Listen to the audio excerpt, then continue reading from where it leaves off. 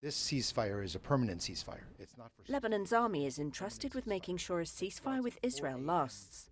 It has started to deploy additional troops south of the Litani River, near the southern border, an area Israel bombarded heavily and which the agreement says must now be free of Hezbollah weapons, with only the Lebanese army and the UN's peacekeeping force allowed to bear arms along the frontier.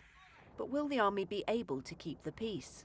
It will be sandwiched between two other military forces. As the Lebanese army will redeploy back down to the south, the Israeli forces will leave. Israeli troops remain in some border areas, given a maximum 60 days to withdraw by the truce. Their presence complicates the role of Lebanon's military, security sources told Reuters. Hezbollah lawmaker Hassan Fadlallah said the group supports Lebanon having an army strong enough to counter Israeli violations. But Lebanon's army is no match for Israel's, and stayed on the sidelines of the war even when Israeli forces hit it directly, like this deadly strike on a southern army post in November. Israeli strikes killed at least 46 Lebanese soldiers overall. Hezbollah, meanwhile, has vowed to continue its resistance and monitor Israel's withdrawal with its fighters, quote, fingers on the trigger. The group's military prowess has been hit hard.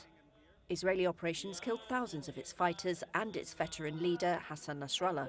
But analysts say Hezbollah retains a large arsenal, Iranian backing, and sway over the government in Beirut. Hezbollah approved the ceasefire, but has not declared how it intends to help implement it. A senior Lebanese political source said the group's military facilities would be dismantled, but it was not immediately clear by whom, whether Hezbollah would do it itself or whether Lebanon's army would be tasked with it. One diplomat said scenes of troops trying to seize the group's weapons could lead to civil war. A large proportion of Lebanese soldiers are Shiite Muslim, like Hezbollah. Any confrontation between the two forces would risk dividing army ranks. Founded in 1945, the Lebanese army includes Sunni Muslims, Shiites and Christians, making it a long-standing symbol of national unity. But sectarian pressures did split it during the civil war in the 1970s. The army's priority is staying intact now, as Lebanon tries to recover from a devastating conflict that heightened domestic tensions. The military is so underfunded it started offering helicopter tours to raise cash when Lebanon's financial crisis slashed the salaries it could pay. It relies on foreign funding, especially hundreds of millions of dollars from Washington. At a conference in Paris in October, caretaker Prime Minister Najib Mikati said Lebanon would need more help to shore up and expand the army. The decision to recruit more soldiers is a significant step towards enhancing the capacity of the Lebanese armed forces to maintain security and stability in the region.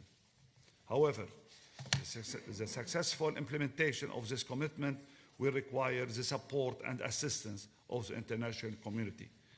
Countries pledged $200 million, and the European Union also offered additional funds.